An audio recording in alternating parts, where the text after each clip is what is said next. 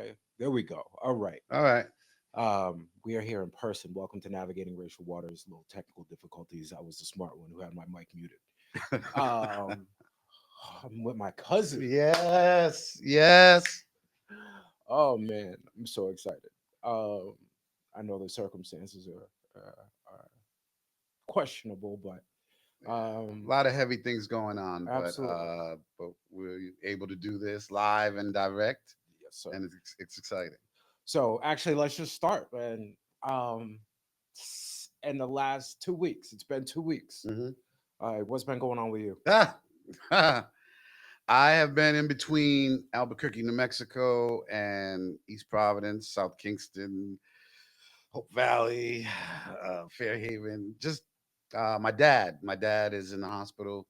Uh, One time to Richard Stanton Hazard in his refereeing community. He's known as Dick Hazard, almost like all one name. Um, and to the church, he's Brother Richard. To so many, he's Uncle Richard. He's literal a brother as well, and to me, he's dad. And so he's had some health problems. He's looked at some dark days, but he seems to be coming through them right now.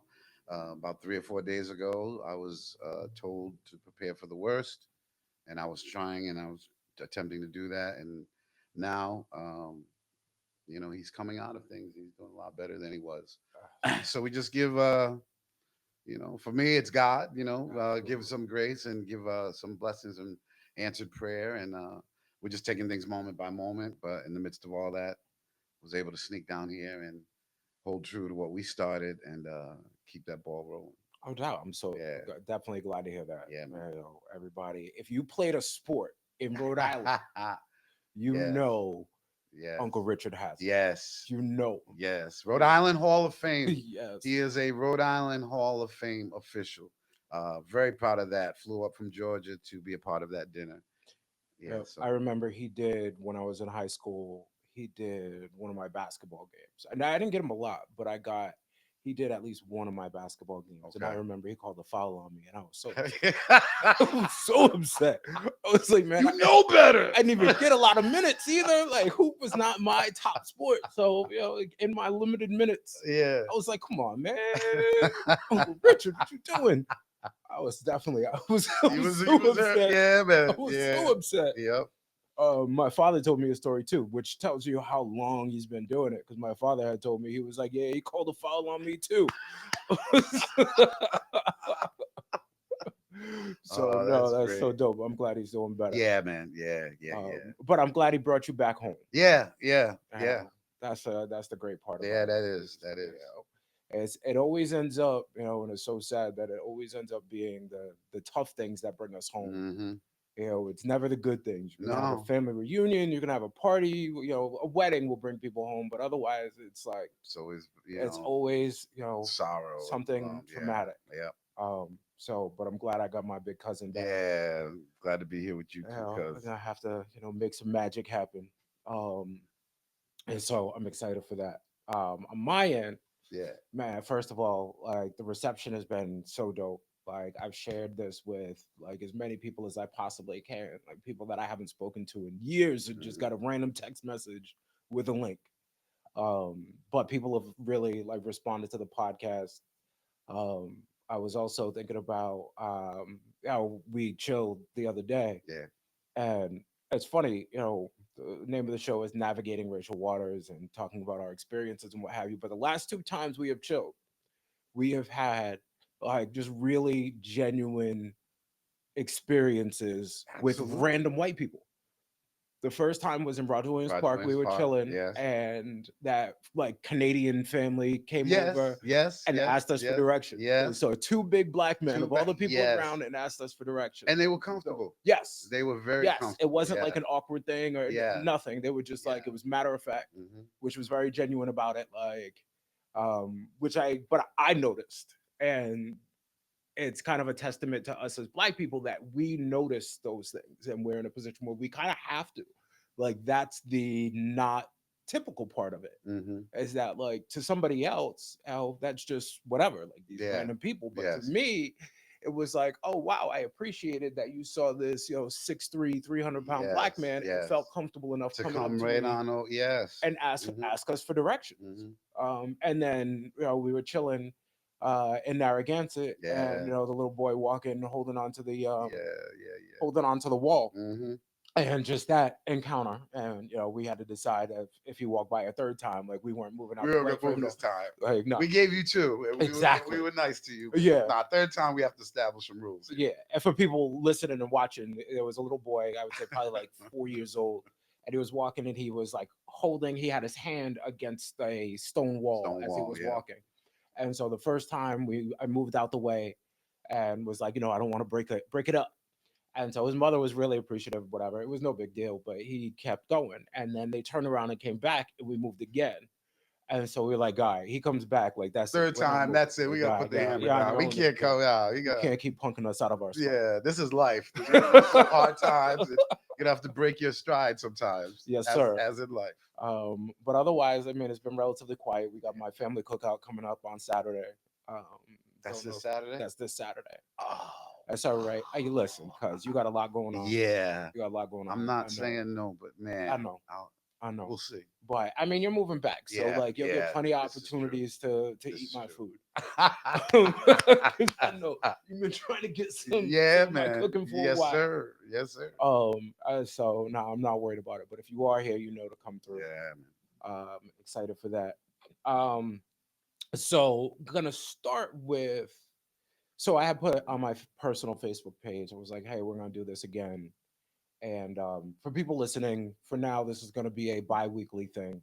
As the demand gets up. Although there's always enough topics I mean, we could do this every day and have Absolutely. something to talk about. But We'll get there. yeah, for sure. But the topic that came up, which actually was, I thought, a great idea, was voting. And the person just said, voting. It was, with the election coming up and what have you. But I think, when I was a kid, and like I will admit, I was a bit of a geek in certain ways. Um, I was a street nerd, as some of my friends used to say. But I was excited when to turn 18. I was And to vote. excited to vote. To be honest, I was more excited to turn 18 to vote than I was to turn 21 to drink. I was also a college student, so you were drinking already. Right. But um, and so I was thinking about it, and I was so excited to vote, and I wonder if like that energy is there amongst kids now. Like, do people get excited to vote? Do people understand? I think I was born what 10, 15, 20 years tops from the civil rights movement. Hmm. So it was still, relatively fresh, coming off especially the 70s, the afros Hmm. and what have you. So I think there was a lot of self-consciousness and, Absolutely. being raised by people who were very conscious. Yes. Yep.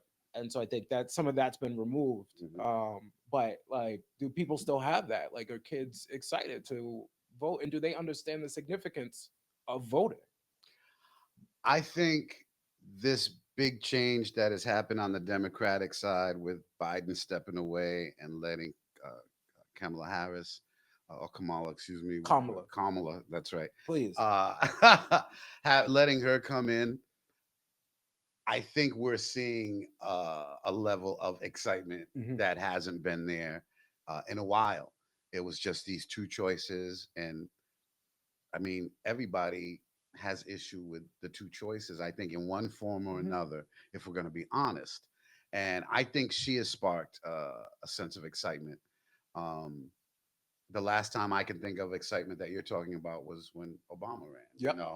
That's when kids were like, I'm turning 18. They were on the news, different media outlets, excited to vote. Um, I'm kind of with you, man. I had that same when I turned 18. I get to vote now. And Hmm. I can't remember who the candidates were, if I'm going to be honest, but there was this sense of responsibility, sense of accomplishment. Like, I get to play in the adult world now as Hmm. well, and my vote matters. So yeah, and with I hope there's an excitement. I hope that there's a radio personality. I don't know if I can say it. Charlemagne the God. He Hmm. says people are going to what does he say? Vote Republican, vote Democrat, or sit on the couch. Mhm. You're gonna vote your way, or people are gonna sit on the couch. And I just hope people get up and vote, and vote your opinion, vote your mind. We're not here to tell you how to vote, but vote what you think is right. Yeah, I would say so. I worked on the 2008 Obama campaign, uh, and Obama for America was what it was called, OFA, and I was in St. Louis. And that was a dope experience. It wasn't even I wasn't volunteering. I was paid staff. I mean, you were paid like $1,000 over 3 months. I Okay. lived in this really nice Jewish family's attic. Wow. Yeah, they were dope. They were so nice. And I remember I was out. There were literally I had 3 consecutive days where I didn't come back, and the woman, the mom, wife, whatever, I came in one morning to like shower because that was when I established that a shower was the equivalent of about 15 minutes of sleep. Sleep. Sure. Yeah. Um, and because I was just going that Hmm. hard, but Hmm. she took me aside and was like, the mom and me, they had 2 kids, they were grown, and she was like, the mom and me was about to call you. She was like, 3 days. She was like, please, like, I'm worried about you. Check in. Like, we Hmm. appreciate what you're doing. Blah blah blah. And so, but I mean, we were out there, but the energy was dope. I mean, Yeah. and the Yeah. experiences that I went through, I mean, St. Louis was a hood. I was in North St. Louis City, and like anybody who knows that area knows, at least during that period, I don't know what it's like now, but it was a hood. Like I remember I went up to a house that was like, I'm sitting there walking down the street, and you would put, by that point, we didn't have any more merch. Okay. So you're just like slapping Obama stickers on everything. It Everything. was like street cred. Like it was the only time that like you wouldn't get mugged. It was like for having the wrong color or whatever on, Right. right? Right. So you just slap the stickers on. And I'm walking, I go to one house, I come down, and there was like, to describe the neighborhood, it was like imagine gentrifying a neighborhood and then stopping halfway. Like you tear everything down, Wow. so now you just have all these vacant lots that Yeah. made it worse. And so I'm walking by a vacant lot that used to be a house, and I'm about to walk up to another house. And at the time, I had a BMW 3 Series and with tinted windows, Massachusetts plates. And I was in St. Louis. And the cops pull up, like literally 8, no exaggeration, 8 cars come up, boom, boom, boom, raid the house. I look at my clipboard and it's the house I'm about to go hit Oh my and like gosh. solicit to. And so I look at the clipboard and I'm like, what do I do? So I call, and the dude in charge, he was like, leave? I was like, okay. So I walked down the street. I go to, there was one cop who stayed out, basically make sure nobody stole Hmm. the police cars. And I'm watching and I'm kind of looking back at him as I'm walking in my car, and I'm parked all the way down the street. I cross the street and I grab my handle and I look down, and he's looking at me and he's looking like out of state, tinted windows, Hmm. BMW, like big black Big black dude about to man. go up to this house. And he was a brother. And I was like, I looked at him, he looked at me, and I was just like, I just shrugged. Like, I don't know what to tell you. He said, I'm It legit. is I what it is, promise. man. I know this looks really bad, but I promise you I didn't do anything. But I also had like dope experiences where people would like, a lady sent her grandkids out to walk with me because she couldn't like volunteer the way she wanted to. Wow. And so she was like, my grandbabies are gonna walk with you and make sure you're okay. This is a tough neighborhood. And like one kid talking about how he had just gotten out and he was still on paper, so he couldn't vote. And like he was really disappointed because his grandparents had just passed and they would have loved to Mm. vote. Mhm. Whatever. But it was like the dope thing about that campaign was that it didn't change how people were voting. All he did was get the people who were going to support him anyway, Yep. get them involved Yeah. from a local level all the way. All the way up. Yeah. And it really instilled a significance in me that I later developed even more by getting involved in the town Mhm. of like local government is way more important than national government. Yes. Like Yes. your elections, the things that you vote on, although attendant participation, election results, like all of that is lower for Mhm. local, which it should be the other way Sure. around. People like, oh, my vote doesn't matter, so I don't vote, and it's like, well, it does in your city or In your town. city or district. Yeah. And so I mean, I won my election by like I don't know a couple hundred votes. Like that's meaningful. Mm-hmm. That's And very so, meaningful. people really do like, and if you want to complain, like I've heard from plenty of people, if you want to complain, if you vote for the sole purpose of having the ability to complain, whatever, just vote. Yeah, Just yeah. get out Just and get out and vote. vote. Yeah. Like this is an exciting time, and you were literally voting for this is like wallet versus self-interest versus so greater good. That's kind of how I'm looking at it. I And mean, I understand. you had a candidate that said, if I get in office, I just need to be a dictator for one day. And I don't think I think people are joking about that and laughing. And I'm like, this man lets you know where he's coming from. You can say whatever you want about the man. He always lets you know from which way he's coming. He doesn't pull any okey dokes. He doesn't try to get one over on you. He lets you know. So if you're willing and ready for your freedoms to be taken and to live in a dictatorship, I know. Getting back to as we were growing up and the excitement when you heard about people who were in a dictatorship, it's not cute. It's not funny. You're told what to do. You're told what to think, what to watch, and it's not a funny thing to think about. It's very it's daunting to say the least. Yeah, I mean, we grew up during a lot of the during the Cold War Hmm. era and a lot of Hmm. that. So like we heard, I don't necessarily know what it's like, and the American media has a tendency to do things to make or Sure. at least make it sound like America is greater than it is Right. or other countries are worse than they Yeah. are. But even so, I can't imagine living in a dictatorship is all that awesome. No. No. Otherwise, people wouldn't be defecting Cuba clearly. Except there you go. Yeah. And so, this is something just get out there, understand what you're doing. Yeah. Cause like as people of color, we want to think everything is all good and, everything is equal and, we can just do, and there's no racism and whatever. The reality is like we have a responsibility, or at least I have a responsibility to vote greater good. Yes. Like, yeah, there are certain, financially, I may do well enough that certain policy might benefit me, lower taxes or whatever. Absolutely. But the reality is like that doesn't necessarily like that's going to be insignificant because I don't make that much where they're trying to benefit the real rich. So for You just rich, rich. well, I'm just like, yeah. No, I wish. 'Cause I wish. Otherwise, like $100 wouldn't hurt. And my sneaker game would be absolutely crazy.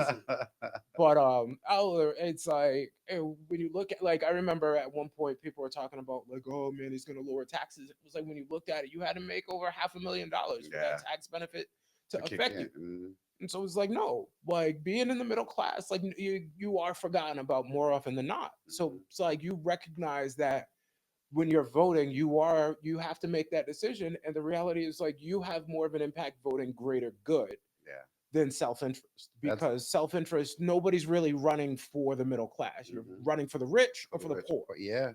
Yeah. Wow. That's deep. And that's where we are. And I wish more people did get back to the greater good Yeah. because it might change your mindset. And I hope we get back to a place. And I don't know. Maybe we're too far gone, but I can remember when an R and a D represented your political party. God, that was so New England. Your political party, Yes, you did. and and not your mindset.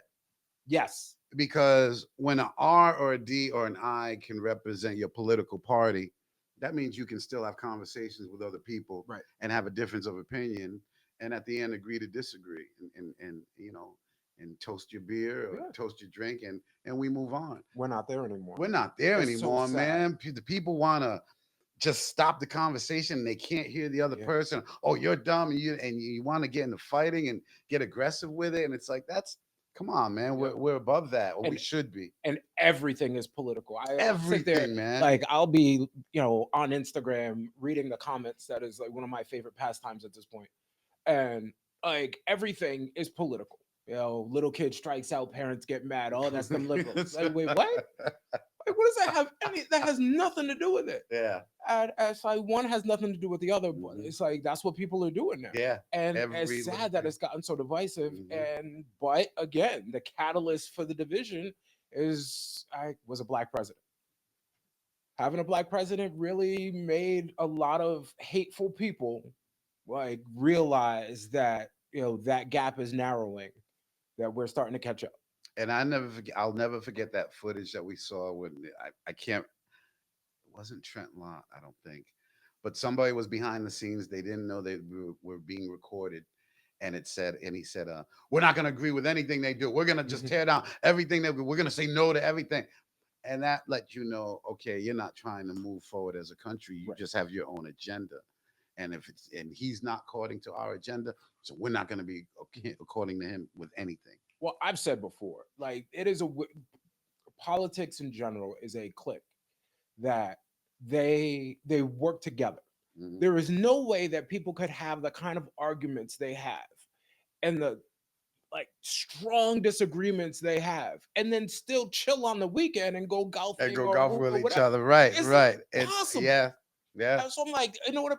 But we fall for it. yeah. We We're do. willing to hate each other Hmm. because you're MAGA and supporting Kamala, Hmm. when the reality is like they're good with each other. Now, in this case, probably not. Probably not, but any But other time in right, any history, other yeah. time, that's where we are. Hmm. And but nobody really wants to admit that. People are so stuck on where they are, Yeah. and so and the fact that it's okay to get the part that actually is really bothering me is how hard black people are being on Kamala. That's the part that's pissing Yeah, me off. we're not letting her get away from her past. We're just putting it right in her face. Right, She was a prosecutor. right. But we were okay with moving on from Biden's past. Facts. Facts. So, like, why was it okay? Did we know Biden's past? Do we We know his did. voting? Kamala told us about it when during that debate. So everybody knew. Remember, I was the little girl. Yeah. And so people knew who he was versus who he is. And it was, well, Do they that was then. remember? There was a woman who actually got mad at me on Facebook because I was talking about, like, look, like nobody is really focusing on my issues, Mhm. but I was saying, like, I'm still gonna vote based on the lesser of the two. Sure. Um, and it's like, so we are willing to let that go, but we're not willing to, like, people are going off, oh man, she's sitting there pandering to us eating collard greens and hot sauce. And it's like the woman was just eating. Like, and somebody snapped a picture. It's not Right. like she jumped Right. up and was like, hey everybody, like take this picture of me eating collard greens with hot sauce. Yeah. Like she was eating, With somebody my took a AKA picture. jacket on. Yeah, and put it out there. Like she has been black her whole life. Yeah. She went to She went the to that. HBCU. Come on. Like when you think it, like yes, and I'm sorry to all my Hampton and Morehouse and Spelman and whatever All the people out there. HBCUs, we see Right, you, we but come love you. on. Yeah. We love you. But like Howard is the one that people think of first. And so like, and she went and she pledged, Yeah. like, you don't really get like blacker than that. Mhm. So to be like, hey, she's all of a sudden worried about black people. Yeah. It's like, no, not so Mhm. much. Like the woman was doing her job. It's not like she decided, okay, I'm gonna hunt down black people in California and lock them all up. She was doing her job. Just like you get mad at the meter maid for giving you a ticket, Come on. or whoever else it is, they are doing their job. Yeah. And if you weren't doing something wrong, they wouldn't necessarily look. I have to eat a parking ticket. I had this conversation with my son this morning. He was like, "Daddy, have you ever gotten a ticket?" And I was like, "Oh, only parking, son." But it was like, but like, and yes, you get mad. I've cussed out Who I told hasn't? I, Who I hasn't? told a dude at 2 o'clock in the morning in Boston. He was giving me a ticket for parking on the side that they were about to street clean. He gave me a ticket, and I was like, "Listen," I told him, I was like, "Dude, I'm right here." And he was like, "Oh, I already started putting it in. I can't take it out now." And I'm like, "Whatever, dude." And so I was like, "Well, then forget it. I'm gonna leave it here now." He was like, "Well, they're gonna tow." I said, "You just gave me a ticket." He was like, "Yeah, I ticket, they tow." And I was like, "You know what?" I said, "I bet you your mother lies about what you do for a living."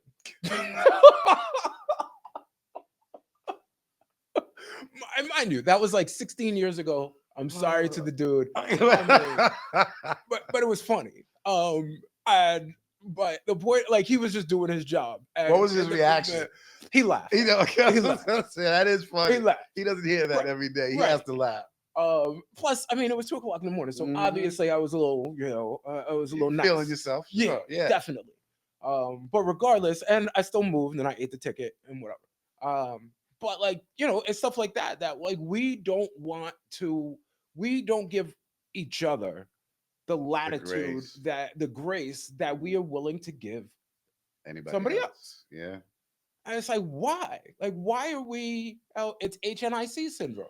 If you don't know what HNIC Mm. is, look it up. I'm sure Urban Dictionary will Watch tell you. Lean on Me, Yes, there you Joe go. Clark. Um, like that's what it is. Like Yeah. we don't want to rise up together. We just want to make sure that we're better than you. Better than you, or even better than each other. Yeah. Sometimes, yeah. Better than you meaning the next one that Yes. looks like a Yeah. got you. Yeah, yeah. And it's I don't know, man. To say it's disappointing, um, I don't know. It's heartbreaking. It's heart wrenching, because it also it's that jagged edge that prevents us as folk from doing anything and rising together. Um, you don't have to be the lead voice that's above everyone else. Sometimes you just want to sing in unison.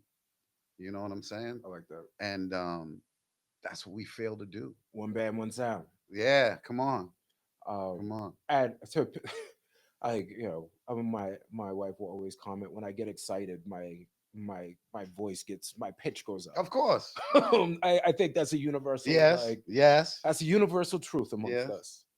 Um, but But even as black men, right, we have to look out for that. yes, Because I've had that. You know, I'm saying, oh, why are you getting? I'm not yeah, getting upset.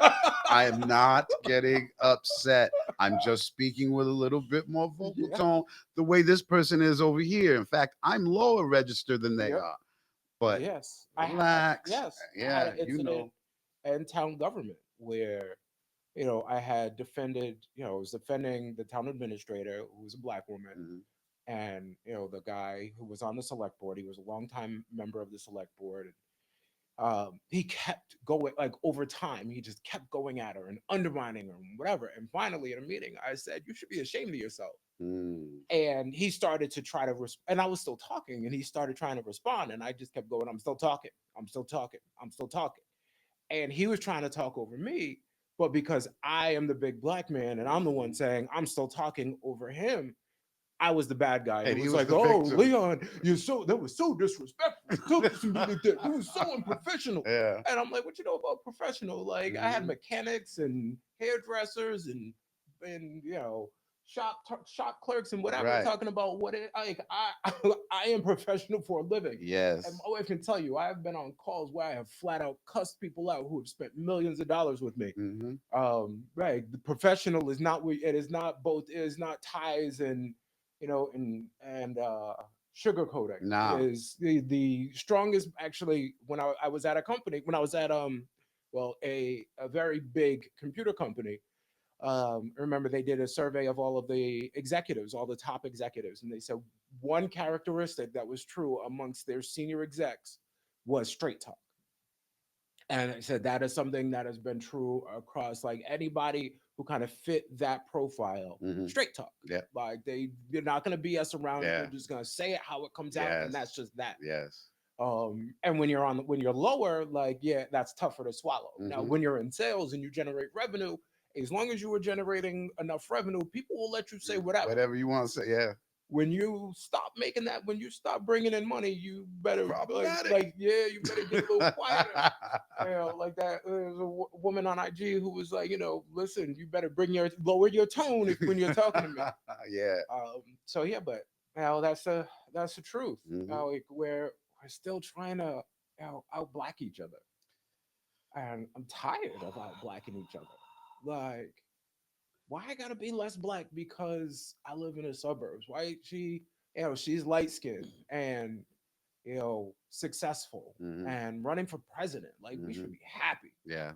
And like, yeah, we can have a problem with her, but like, it's the family thing. Like, Hmm. nobody wins when the family feud. Right. Like, keep Right. family We don't business keep within it. the family, Yeah. Keep it. Keep it. Yeah. Keep it between the family. because then they're taking it and running with it. They're Yes. like, see, her own Yeah. people don't Yeah. even like her. Yep. And Yep. they feel comfortable taking that same narrative. Yeah, look at her out there with the color greens, and her own people don't even Hmm. like. This is what happens, and Yeah. we don't have that responsibility to just stick up for each other. I know I have cousins who have talked shit about me. But I also know that if somebody outside of my family were to talk shit about me to my cousins, They'd be the first. they would be the Yeah. first ones to punch them in the face. Yes. Yeah. There's a difference. Do you think it's a regional thing, or do you think it's us overall? There's definitely a difference. Yeah. You know, I will say, growing up in Rhode Island, I felt once I started going to other places, I realized that we had this inferiority complex. Being black from Rhode Island, like we had to out black everybody because people didn't think we were black. People be like, Rhode Island, y'all got black folks Yup, there? that number one thing. Yeah, you're y'all from got- Rhode Island. What? y'all Y'all, got y'all black got black folks out folks there? in Rhode Island? Yeah. I'll be the first thing. And so Mhm. it was a like we wanted to out black each other there. Yeah. And yeah, so like when you go down south, there is a lot more unity, but there also is a complacency. Like we know where we're not gonna necessarily try to rock the boat too much because we know our side of the tracks. Interesting. So it's just a weird I dynamic. kind of feel that last sentiment you said. I kind of feel that more here in Rhode Island, You think so? or up north. Yeah. When I I was, don't. I don't. I know where I'm at, so I don't want to rock the boat. mm, I'm happy to be in the boat. mm, I'm gonna keep it steady, even if you start wobbling it a little. If you stand up, I'm gonna try to keep it steady, but I'm not gonna yell at you to sit down. true, but I want the perception. I want people to think I am. Absolutely. Yes. Yes. Yes. Yes. Yeah. Yeah, Yeah. I'll give Man. you that. Yeah. Yeah. I just remember when I was in, when I was in grad school down in at Wake. Um, I just remember people were like so comfortable where they were, and so it was like, I'm not like this is our side, that's their side, Hmm. like, and everybody's okay. Hmm. It's like, and it's just kind of that battle of which racism is better. I understand. Ooh, yeah, yeah. I And got. I it's got what you're like, saying. I got what you're it's like saying. up here. Yeah. We think because we are not, burning crosses on people's lawns that we're not racist. Right. And it's like, yeah, you No. still are. Yeah. Yeah. Like, yeah, Overt and covert. yes. It's still Like, racism. I don't know that one is any better than the other. They both Hmm. still exist. They both Hmm. are. Hmm. And that's just the reality of it.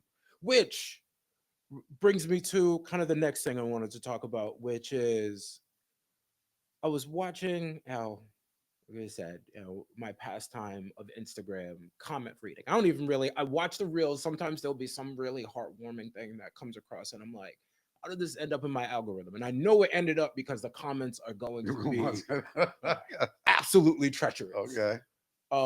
And so the obsession, the obsession that we have with excess as people. And there was I saw this dude, I think he was British. He had money.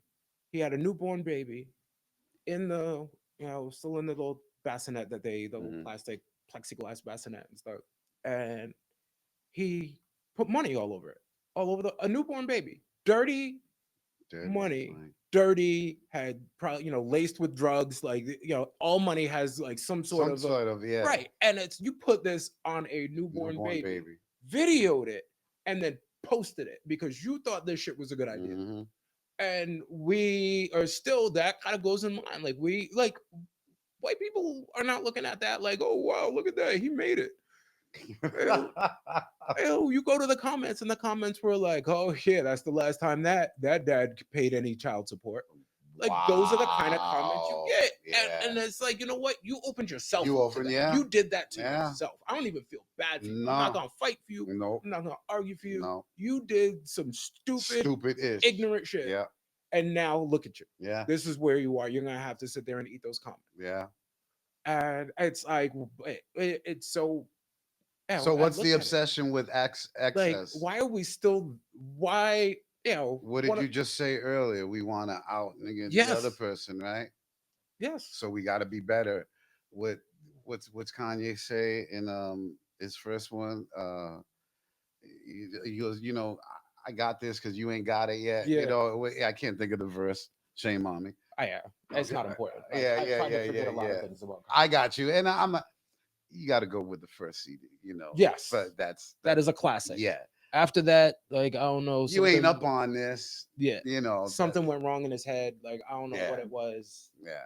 but yeah, where we still have that need to, well, we'd rather have a nice car and live in the projects, Hmm. because, I was asked that once, and I was like, because everybody sees the car, nobody sees your house. Nobody sees your house. You're right. They see Yeah, what you're driving. right. Yeah. It's nice sneakers with no car.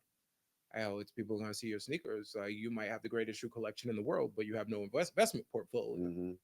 And that's where we are. And it's like, I what? think that now, I think this excess thing that might be regional. And I'll say this. I lived in St. Paul, Minnesota. Was there for about 2 or 3 years. Shout out those Vikings. Skull.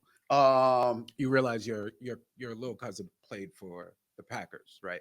I know And you're that. shouting out the. I mean, he played for other teams too, but I you're know. shouting out Yeah, like I'm just their showing love arch because I live there. nemesis. I come on, man. Will's on my. That's my guy. Man, put me on like that to my cousin, man.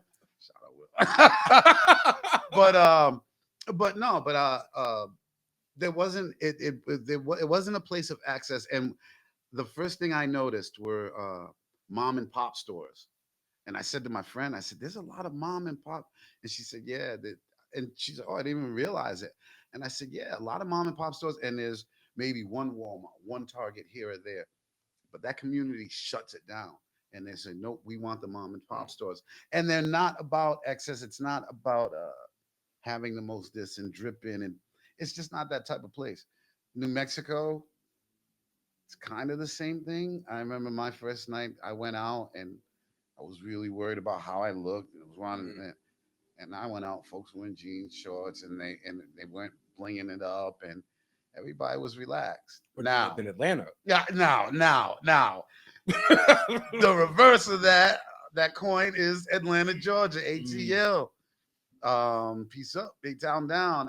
Yeah. Now that is you have to get dressed into the nine to go to the store because somebody could have a camera and someone will look and find you. Um, and even here Hmm. in New England, we want that most. We want that brand name. And I don't know, man. I think that's an individual um, trait. Um, I honestly know for me, just me, and my little humble life experience, the character the character of a person. My character. My father hit me with something years ago, and he made me live by this. He said, "The only thing you have in this world is your name." He said, "Money, power, women, respect, fame, success. You can gain it, you can lose it, but you can gain it back. The only thing you have in this world is your name. Your name walks into a room before you do." Hmm. And I've simply just tried to walk like that. That's all. That's all. My grandfather told me we were somewhere and this guy was in there and he looked so bummy. And this was like, they were really my first experience with like being around people with money. Sure, Like absolutely. before that, like people that I thought had money, like, were just people who have the life that I have now, which Yeah. is just very regular. Mm-hmm. You know, Mm-hmm. um, and I remember he was like, yeah, but I guarantee you that man has the most money in this room. And it's like the person with the most money in the room generally is the person most comfortable to come in and dress bummy Anyway, the way they because want, it's they're interesting. comfortable, right? Yeah, They're like they know who they they know who they are. Right. are, and they don't have to sit there and impress anybody else in that room. Mm-hmm. They get to be themselves. Mm-hmm. And I like that. when I was a senior at Boston College, ever to excel, I had my first job offer like in September. Mm-hmm. And so all the job of my senior year, so all the job fairs and whatever. And I remember I went to the first job fair was in, I'm gonna say, end of October, November, and I went there in like jeans, a t-shirt, and I didn't care. People were like suited down, and I'm walking around just chilling.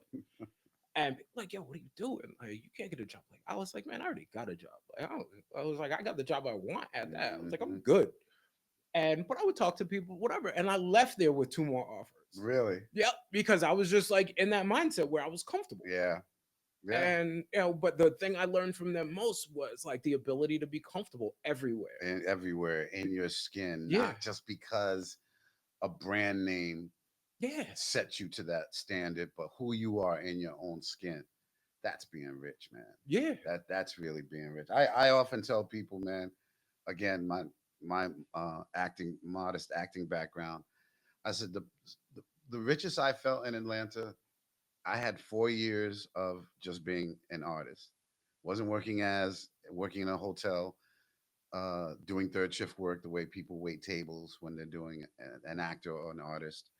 But I was just as an artist. I was doing commercials. I was doing voiceover work. I was working on different shows and plays, and to be able to be covered, everything's paid for, doing what you do as an artist, and then living in that truth, as we're saying, where you can walk into a room. This is who I am, and this is what I'm doing, and yeah, man, it's freeing. It's Yeah. very freeing. Um, yeah, it is a dope feeling. Mhm. Now, first of all, I'm not gonna let you just glaze by your modest acting career No, content man, because that ain't what this isn't about. because You to know. regular people, like your acting career, like you have done more than most. Like, and by yes, like comparing you to Denzel is one thing, but Mm. like comparing you to me is another. Oh. Because you were in, you've been in stuff that's on actual TV that people have actually seen. I don't remember if it was House of Pain or Meet the Browns, It but was House of Pain. House of Browns. We'll just go. Same show. Um, sorry, I'm sorry. I didn't say it. I'm sorry. I Mr. didn't Perry. say it. I understand you like run the world right now. I'm sorry. Please, I you was got a very bag, thankful like, for my listen, episode. You got a bag, I'll dance. I'll do a dance, yes sir. Yes sir. I should do a dance for you there, Mr. Perry.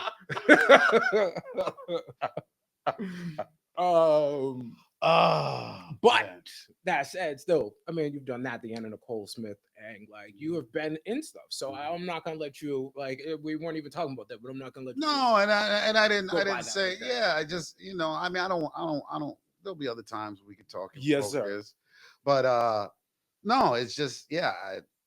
To be able to do that and to have those different outlets, and I didn't need a name brand. I didn't Yeah. need a something shiny or the chain. Look, to have nice things, man. Don't get me wrong. I'm not hating on anybody that's doing that, man. But Yeah, true that. when yeah, of course not. Yeah, for real. I love your picture that comes up on my phone.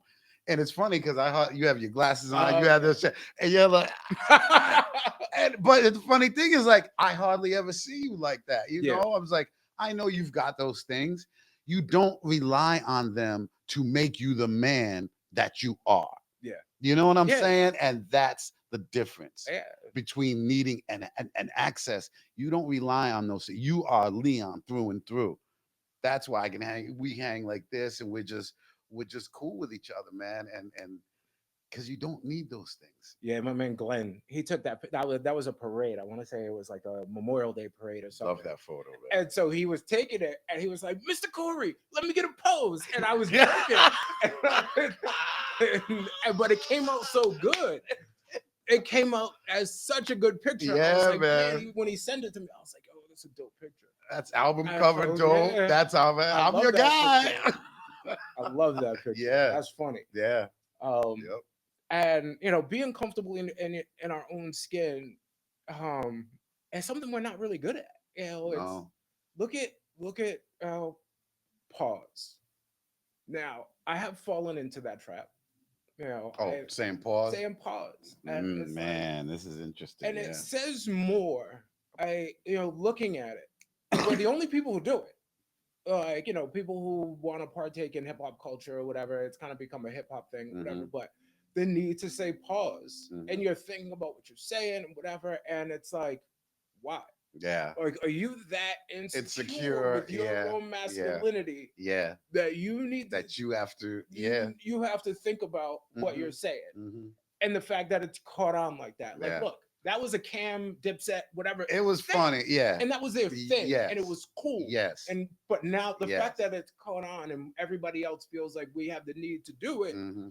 to clarify, like, hey, I'm not everybody. gay. And like the way I was brought up is the one who has to sit there and convince you the most that he's not is the one that you need to actually have the questions about. The one who denied it supplied it. Right.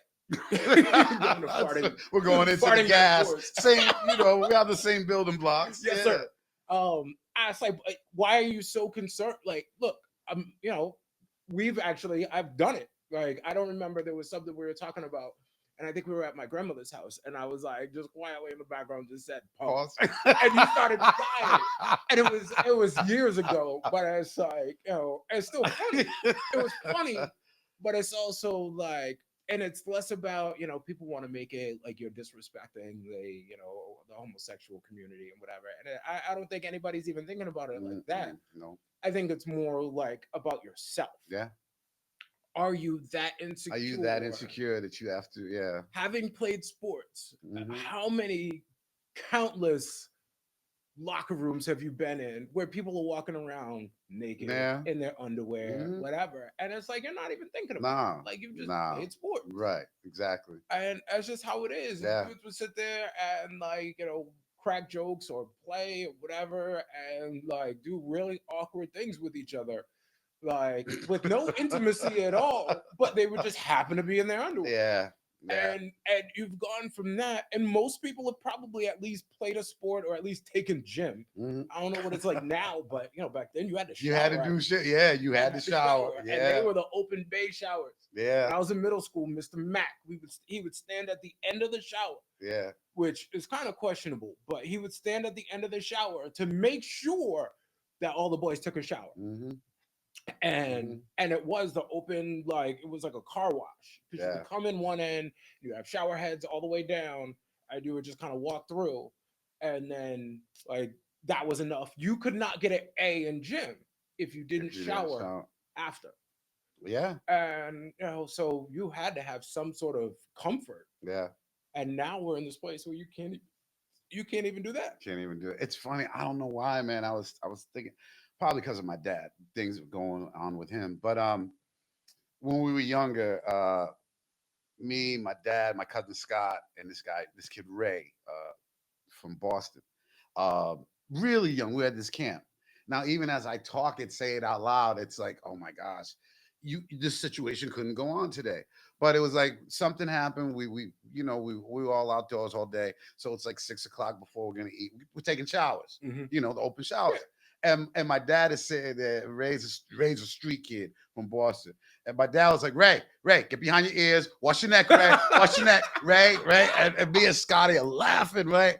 And we're just rolling. He's like, Ray, come on, Ray. It's like- and it's like our go-to laugh. We just crack up, man. And you tell that today, and someone will pause and stop and be like, oh, what were you doing in the Yeah. shower with three?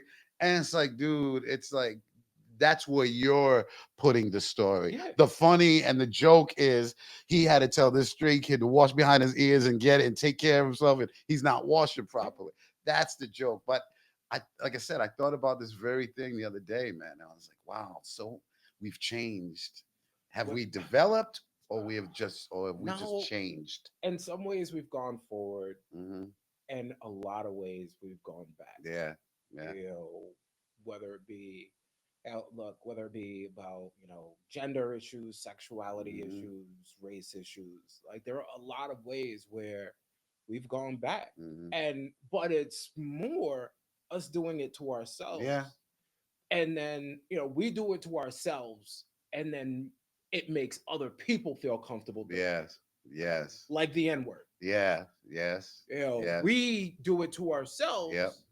and then get mad at somebody else Hmm. for saying it too. And as much as I am not the biggest Dr. Umar fan, like I don't hate the man. I Mm. just don't necessarily Agree. agree that it's as polar as Right. he makes it. Yeah, But one point that he makes is we are the only culture, the only people in the history of the planet who have taken the most degrading term. Mhm. Considering our history and what have you, it is the most degrading term. Mhm. A guy that I worked for, a little sidebar, a guy that I worked for, he had told me a story, and he said, he was at a bar with a friend, and a little person was there, and he said to the person, he was like, "Hey, what is the proper terminology?" He was like, "Do I call you a midget? Do I call you this? Do I call you that?" And he was like, "Whoa, whoa, whoa! You don't call me." He was like, "Don't use midget." He was like, Sure. "That's like the N word." Mhm. And the dude who was white said, "No, it's not." And he said, "Yes, it is." He was like, "How are you gonna tell me it's not?" He was like, "No, it's not." And he said, "How do you figure?" He said, "Because I want." He was like, "You go up to that black guy right there and use the N-word in the same context that I just used midget, and let me know if his reaction is the same as yours. And he was like, okay, fair enough. But Yeah. it's like Yeah. everybody has a term. Sure. Ours is the worst, Hmm. and somehow we have tried to, like, I don't know if we're trying to revise it.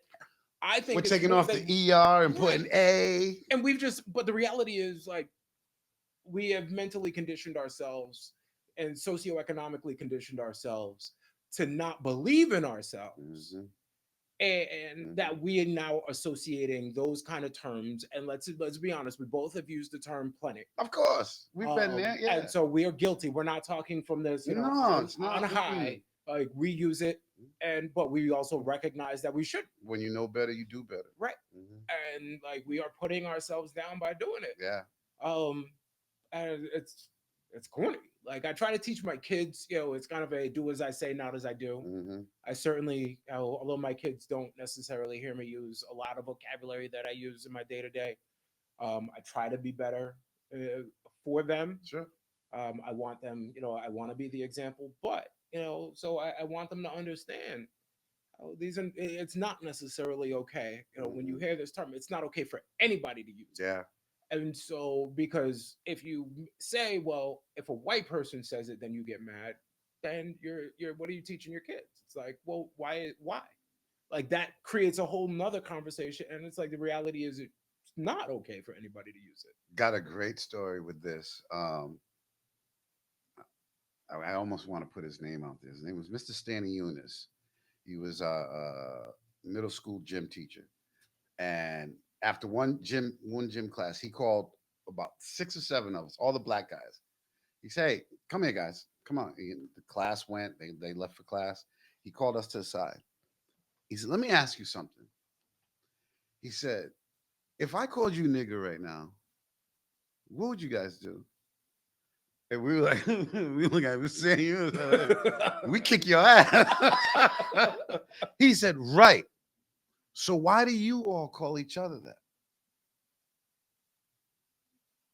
We never have a good answer. No, we had no answer. Right. We always come up with, like, We half the time we'll come up with something, but let's be honest, in that it's never a good moment, answer. we weren't even that slick. We weren't that fast.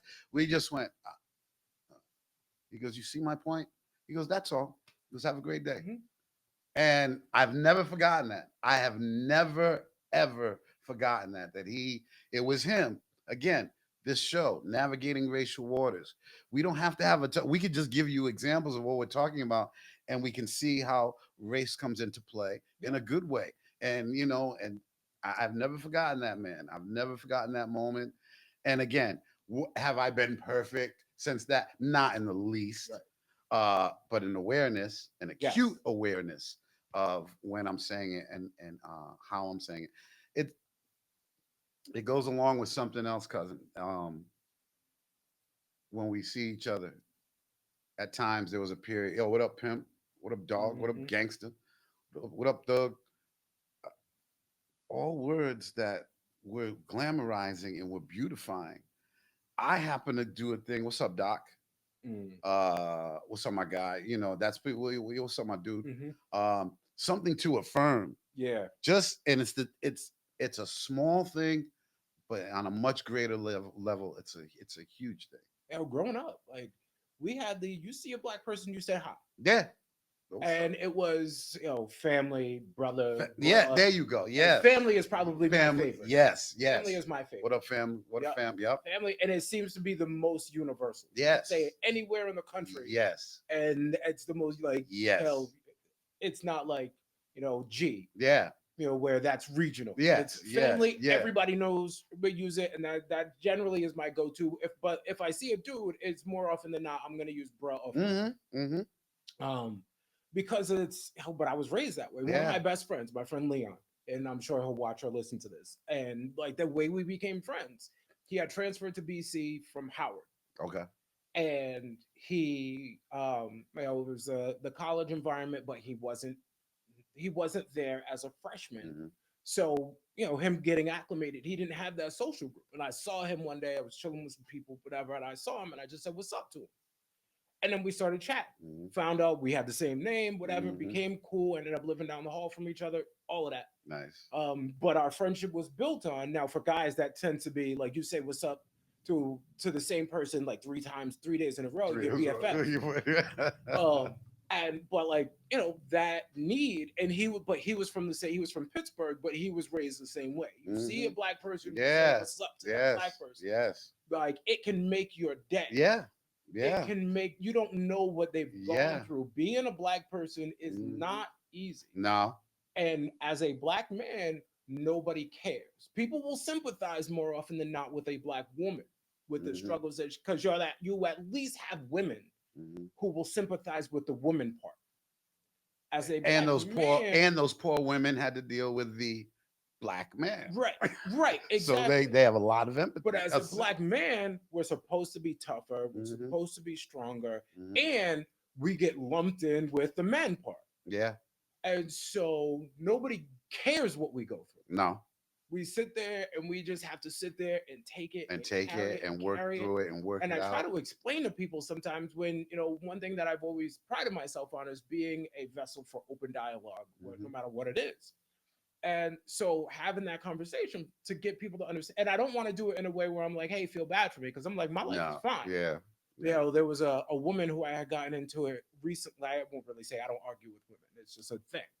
I'm sorry, ladies, if you feel as though it's misogynistic. I don't mean it that way. I just feel like out of respect, more often, it's more of a out of respect for your potential partner. Like, I don't want a man arguing with my wife. Mhm. Mhm. And so, like, keep it that way. Mhm. But so, she was, and if I had made a comment about some of the work I had done in my town. I had, created a belonging committee for DEI and whatever. And I was saying that the committee hadn't really done anything for people of color. Mhm. They were doing things for Disability Pride Month or Disability Awareness Month and Pride, but nothing for Juneteenth or Black History Month. And so she came at me and was like, how dare you, blah, blah, blah. Mostly because I think her friend was the chair of the committee that I created. People forget I created this committee. Sure. Me and two women. Mhm. We created this, but I can say I as long as I'm not talking to them. Yep. Then it's we. And so that I created. And she's like, why are you putting down the other things? And I said, no, no, no. And she Mhm. said, oh, you're assuming that you can't be a person of color and have a disability. And I said, no, that's not what I'm saying either. I'm saying, why do I have to share? You have a pride, Mhm. you have a disability awareness. Why can't I have mine? Mhm. And and whatever, it turned into this whole thing. But that's where we always are. Like we always have to share. And but the other part, like what the kind of the point that I'm getting back to is nobody cares what as a man, as a big scary black man, like What you're going somehow it'll through. always get twisted. Mhm. I can't be the victim. Yeah. It's impossible for me to be the victim. Yeah. Nobody cares what I go through. Mhm. Nobody cares that women clench their purse when I get on the elevator. Mm. Nobody cares when That you they have a lock. bad day. Excuse me. That they lock the door Right. when you walking by in a parking lot. Right. Doom. Nobody cares that what I go through, what I look Mhm. like, what I have to deal with, Mhm. because I'm a man, and Yeah. so I put down women, and I'm lumped in with with the white guys, and it's like Yeah. I don't reap any of the benefits of the white guys. So wait a minute. Ah. Yeah. When people are trying to fill a quota, they're not filling it with a black man first. They're filling it with a black woman first because Yes. you get to check two boxes, not Mhm. one. Mhm. And so Preach. we are on the bottom. We take all the shit Mhm. and nobody cares. Mhm. And it is hard. Yeah. It is really hard. Yeah. And like that's kind of how we got here. Yeah. Is That's. that like we have nowhere to go. Yeah. And as you keep going up the ladder, as you grow as a person, as you grow financially, Mhm. the pool of people who can relate and the pool of people who care gets smaller and smaller and smaller. Oof. When I had an entire town attacking me, nobody cared because it was in the suburb. Mhm. If I was in the hood, if I was in, being that we are in New England, if I was Mhm. in New Bedford or Boston or Providence or Hartford or any other city They. anywhere, They. people would have cared. Yeah. But because I was in the suburbs, Nobody cared. Mhm. It wasn't, I was on this island by myself. Wow. And like this shit was hard. My Mhm. wife, I would come home, my wife would be sitting there crying, whatever, and like I there to protect her, Mhm. and people cared about her, but nobody cared Nobody was about my protecting part. you. Yeah. And it's like that's how we got here, because it's like, brothers, like men's mental health has become something really passionate for me, because first of all, as men, but more so as black men, like we are the only people who understand what we go Mhm. through, and Mhm. but we also shit on each other the most. We fight each other the most, we kill each other the most, we hurt each other the most. If a black man is going to get robbed, he is more likely to get robbed by another black man. If a black man's going to get in a fight, it's more likely going to be with a black man. If a black man gets killed, it's more likely going to be by another black man. Yeah, but if you, but and I hear you and I feel you on everything you're saying. But if you put us in the cage in Thunderdome, two men enter, one man leave. Like that's our mentality, Hmm. and that gets back to what you're saying. Yeah, our mental health. It should be taken care. I'm with you. As black men, we should have free mental health. We should have the best of it.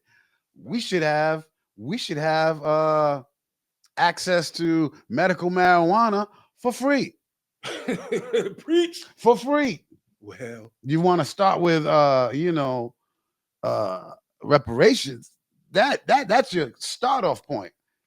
Because we there's a lot we have endured and continue to endure. mhm, And yeah, so it's rough, man. yeah, It's and rough. nobody's gonna do it for us. And no one's gonna do it for us, man. We do it to ourselves, because we feel like we are on this island by ourselves, Hmm. and we can't share our problems with each other because we're gonna call each other a bitch. Yep. Like, oh Makes man, us you're look being a weak. punk, man. Yeah. Toughen up. Yeah. Big boys don't cry. Yeah. I think it seems like with all of the talk about mental health, it seems like there's a shift happening Hmm. where people are starting to do it a little bit more. I'm kind of noticing that more in my boys. Um, something I had said and started years and years ago, because I had been a pallbearer so many times Hmm. before a young age, like 14 and 16, I've been a pallbearer like 6 to 8 times. And I started finding myself to my boys. I love you, man. I love you. Hmm. I see that becoming a regular thing Yep. now, amongst us, and I love that. Yes. But I was doing it really early on. I remember my boy Mark. We would play with the little kids while we were watching football on Sundays. We throw a little ball at them and hit them in the head, and Hmm. they back grab it, pick it up, give it back. And at the end, when kids would go off, they go, no, no, no. I'm like, all right, come here, guys, love you. Hmm. And my boy at the time, he's like, yo, man, what you doing, man? You softening them? You making them soft, man. Yes. Making them soft. I'm not making them soft, man. They're going to know when they grow up. That one, he's our friend. We recognize him. Hmm. He always had a hug for us. Yes. He always loved us. And skip ahead years later, my boy has his son now. He's the biggest mushy, Hmm. dad that there is. Come here, boy. I love you, man. I love him. Like, yeah. Yeah. See, I was years I ahead. My mother was very. I always say my mother taught me everything I needed to know in the 13 years I had, and she was big Mm, on male affection.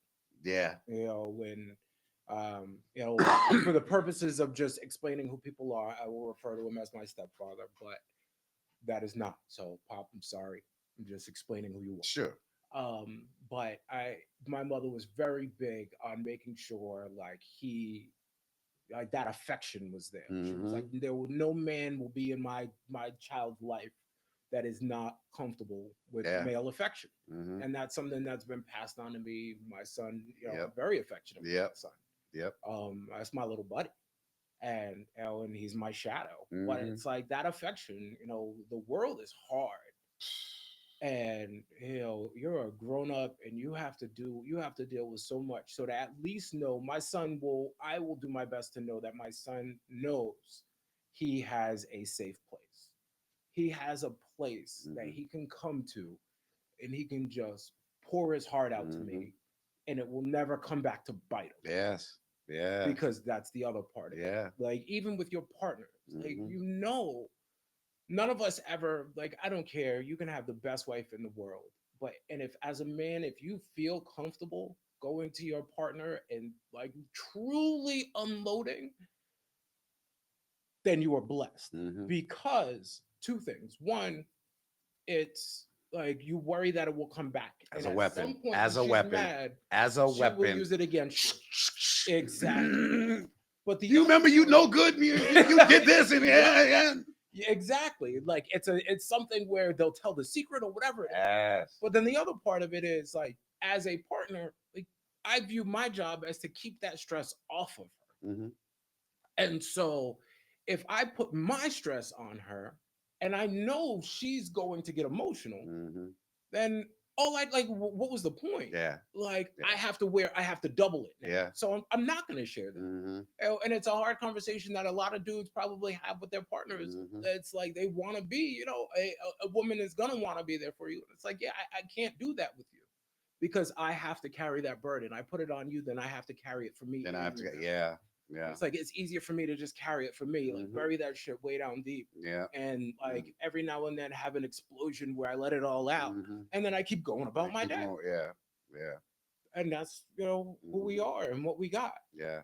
Um, so in the spirit of not making this too long, I'm looking at the time we've been going about an hour, and I think that's probably Okay. about a good time. I mean, we can sit there For what it's worth. Yeah. I was gonna say what it's worth. I could do this for like 4 more hours for with real. you. Yeah. But I do want to give an opportunity, if there's anything, and I've at least introduced kind of an editorial part. Like if there's anything on your mind, anything you want to put out there, anything you want to put in the universe. I appreciate that. And yeah, let me just put this real quick. Navigating racial waters, and I just want to just little story about. I went and saw a friend of mine last night from the church I grew up in, and my dad's the First Church of God, Peacedale in Wakefield, and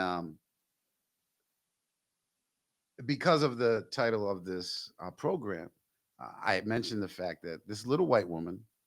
She's always been in my life. She's a guardian angel since I went to my dad's church. It was like Father's Day '86, and her name is Sylvia Stanley. Shout out to you, Sylvia. Love you, my guardian angel. My dad was speaking at the podium, and he started crying, talking about his father that was passed away. My kryptonite, when I see my dad cry, I start crying and tearing up. At the end of that church service, this little white woman, now I'm sitting on this side, there's the aisle, and then there's this side of the pew. This little white woman comes and she runs over to me and she hands me a piece of paper that's folded up and says, "This is how I see you." And she runs away. So I open this paper and it says Neil on, and it's Neil on top. And the words that follow are, "The eagle flies a ever widening circle above the ground. One eye to the sky, daring to go higher, one eye to the ground, measuring the distance. One can never really tame an eagle. You catch it, hold it guardedly, but one look into those eyes and you know you cannot keep what you have captured. The eagle means to fly, needs to be admired, and must be left to circle even higher than the eagle dares to go."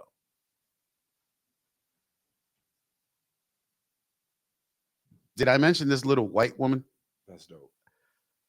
who we hadn't even shared one word? And she said, "This is how I see you."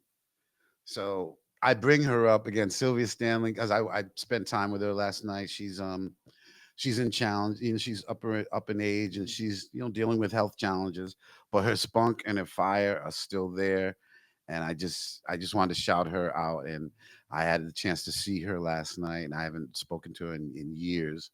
I didn't even have her phone number, but she had sent my dad a card, and I found the envelope. Talk about fate and how things go. I found the envelope and they didn't have her phone number. And I said, "Should I just pop in on her?" And I said, "Well, what would Sylvia do?" It's like, "Sylvia would pop in on you and just go and not care." I said, "Yep, I just came because I wanted to." Yay, big. Yeah. And so just wanted to say her name, shout her out, and all the best to her. Thank you, Sylvia. Yeah, thank you, Sylvia. So mine, Yes. um, you gotta let me cook for a minute here. Okay. Um, so I've been going back and forth about whether I want to even, as we do this, I want to make this more macro, macro perspective and more relatable to everybody.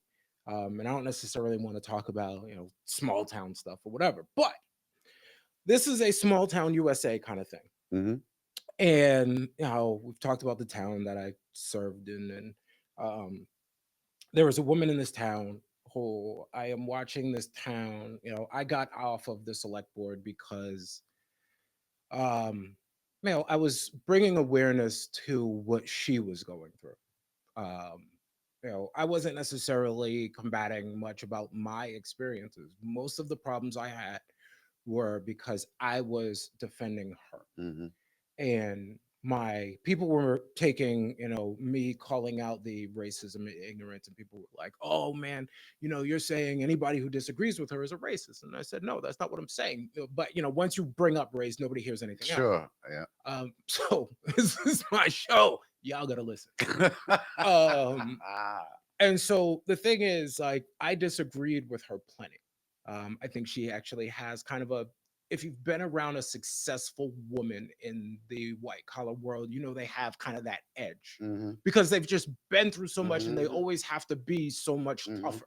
Hmm. And so she has that, and it makes it, when you're looking at it from a 95+% white town and her being a black woman, um, it's they have a hard time receiving it. Yes. And so, and I get it. I Hmm. see that part. I understand it. Hmm. However, what I was trying to get people to understand is when you disagreed with a previous town administrator, you didn't go about it the way that you're doing it now.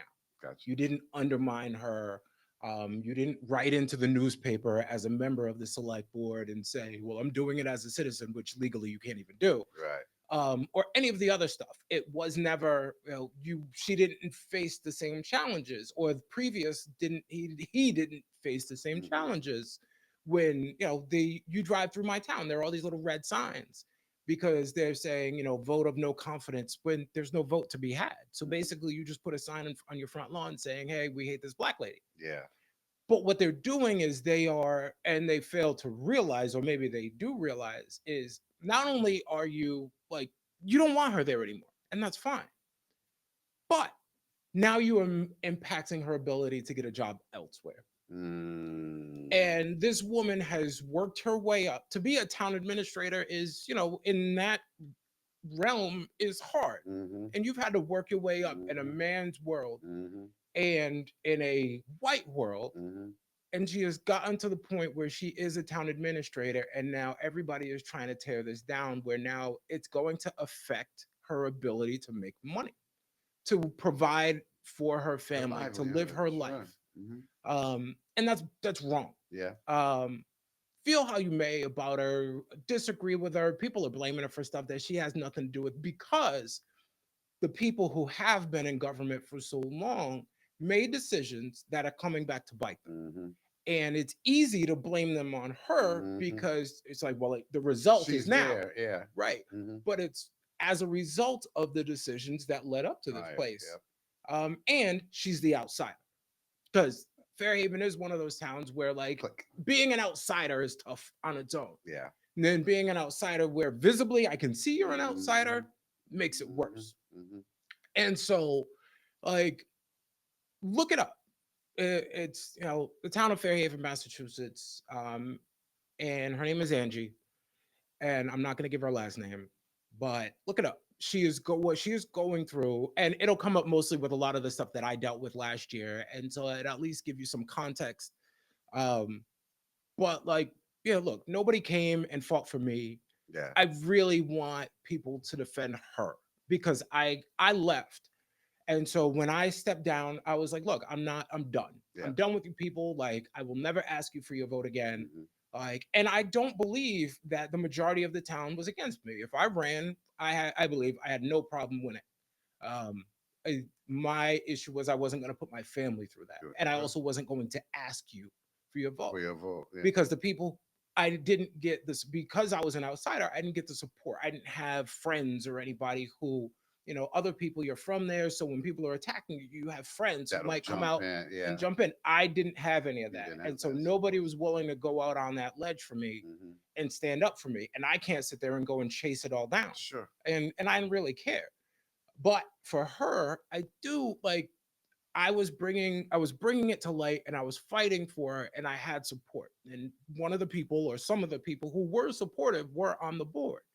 And they disagreed with what the other member of the board was doing. I'm avoiding using names because it's insignificant. The people themselves are insignificant. The circumstances are the Sure. significant part.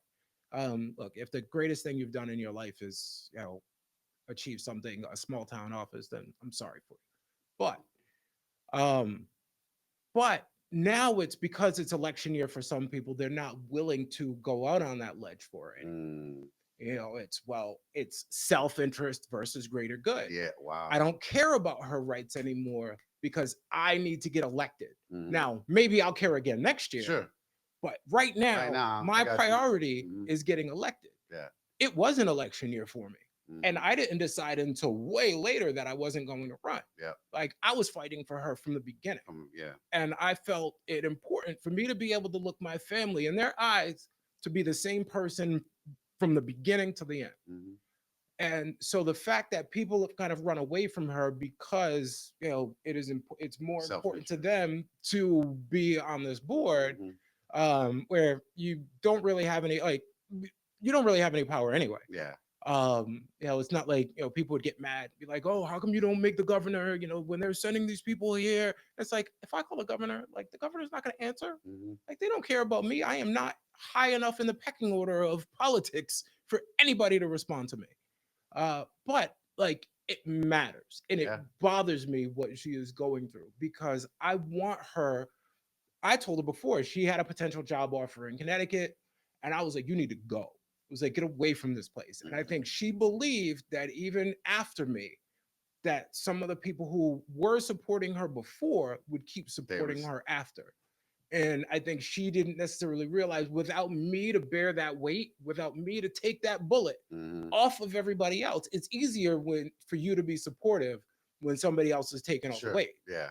But when you're going to be the one that has to bear You're the the one weight, out there. you're not necessarily willing to go out there and fight that Yeah. fight. Yeah. So please, like, anybody, I don't care if 10 people listen or 10 million people listen. Like, go out, look it up. Very from Massachusetts. Name is Angie, the town administrator. Like, what she is going through was wrong. Back up And Angie, the town administrator in right, Fairhaven, y'all. NAACP, like, and I am gonna call you guys out, because like, when I was going through it, I had articles on BET.com, Yep. Boston.com, NPR, local radio. It was not local radio, the Standard Times, which is the regional paper here. Mhm. Um, and like, I was in all of these outlets, and not the Providence, not New Bedford. There was not one outlet, no NAACP, no National RPD, Action Network. nothing. Nothing. And it's like, fine, you didn't do it for me. Fine, I'm good with it. Mhm. But Have this sister's back. yeah, Yeah. like, Black women have done so much for us as Black men, Come on. in particular. Every movement, they have been the backbone, the foundation Backbone of of. the They have church. held it up. Backbone of the movements. Exactly. Yeah. Yeah. Like, everything we have Yeah. been raised, more often than not, it has been, as people of color, it is a pool of Black women who have raised us. Mhm. You had somewhere, Mhm. everywhere, Yeah. that kept you in line, Mhm. fed you, clothed you, whatever. When there was an issue in your city or town, Yeah. somebody, it was them who propped you up. Finger pointed at you when you weren't doing right. Exactly. Yeah. And so please, like, look it up, go do something, write in, whatever, but understand what's going on, because what they're doing to that lady is just flat out wrong. We love you, Angie. You stay strong. Definitely. Now, to the rest of you, thank you for listening. We'll be back in 2 weeks, and to you brothers out there, we love you. If nobody else tells you, we love you. Fellas, we love you. Keep your heads up. Thank you.